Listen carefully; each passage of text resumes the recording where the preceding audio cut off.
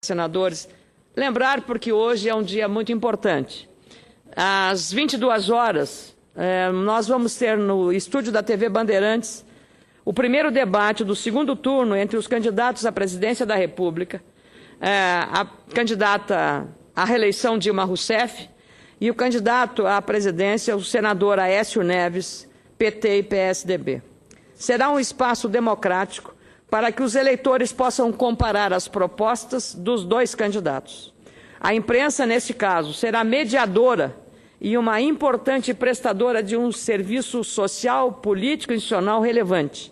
Mostrar aos eleitores as diferenças de ideias e de propostas ao Brasil que precisamos para os próximos 4 anos. Falo isso porque, apesar do relevante papel institucional da mídia, têm sido recorrentes os ataques ao trabalho dos jornalistas e das instituições de comunicação, essenciais à construção de uma sociedade verdadeiramente democrática. Aliás, o relatório da Associação Brasileira de Emissoras de Rádio e Televisão, ABERT, apresentado na 44ª Assembleia Geral da Associação Internacional de Radiodifusão, mostrou um lado obscuro e preocupante da atual realidade brasileira que fere, de modo severo e violento, a liberdade de expressão em nosso país. Esse evento, que terminou no último sábado, dia 11, com a presença de representantes das 3 Américas, da Ásia e Europa, na cidade do Panamá, mostrou, com base no relatório brasileiro, que no último ano o Brasil registrou, lamentavelmente, 173 casos de violência contra profissionais e veículos de comunicação.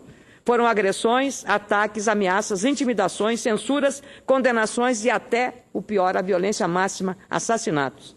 De acordo com esse relatório, foram registradas 66 agressões no período, sem contar os casos ocorridos durante as manifestações da Copa do Mundo, quando houve 35 ocorrências de violência contra profissionais e veículos de comunicação. Desse total, 30 registros são de agressões e intimidações, a maioria cometida por manifestantes e policiais militares. Só no último ano, 7 profissionais da imprensa foram assassinados. Mesmo após o reforço das medidas de segurança contra jornalistas, após a morte trágica do cinegrafista Santiago Andrade, da TV Bandeirantes, as violações continuam.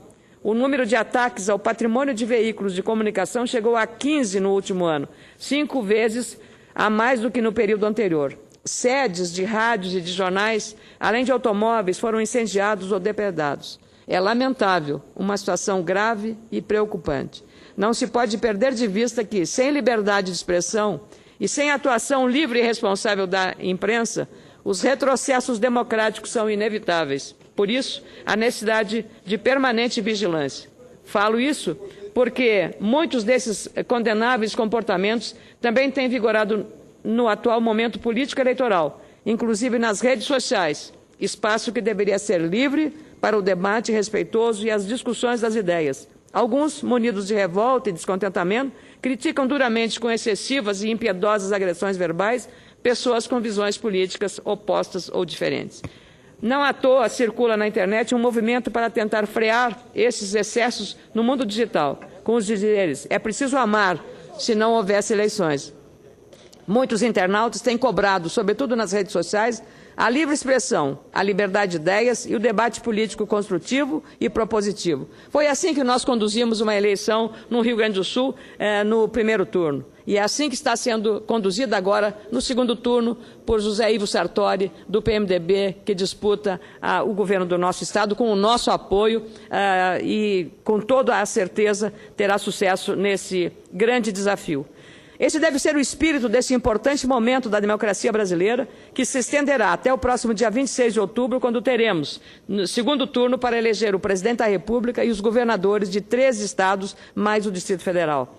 Vale lembrar que na última pesquisa Census, divulgada no último sábado, também nós estamos vendo aí uma disputa interessante entre os dois pretendentes ao governo federal.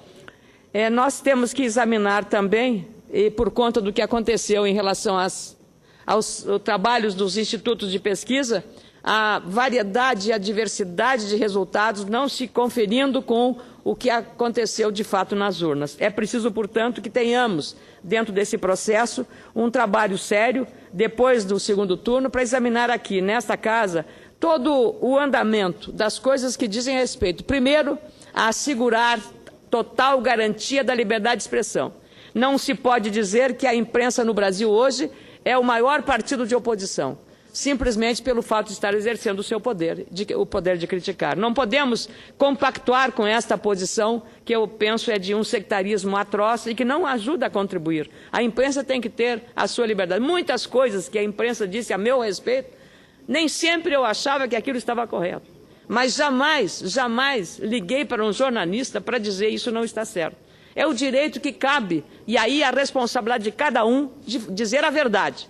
Não aquilo que vai ali na telha, imaginar que vai acontecer, ou que entrar na cabeça do líder político, do governante ou de um candidato. Não é isso. Mas isso também não me dá o direito de ligar ou de impor a ele o pensamento que eu quero. Então, a liberdade, a beleza dela, a liberdade de expressão é exatamente essa. De as pessoas assumirem a responsabilidade pelo que dizem, pelo que escrevem e pelo que falam. E é exatamente aí que reside a grande força da liberdade de expressão. E a democracia brasileira será quanto maior, mais forte e consolidada, quanto maior for essa liberdade. Mesmo que as pessoas e os donos do poder não gostem das verdades que sejam ditas, as chamadas verdades inconvenientes.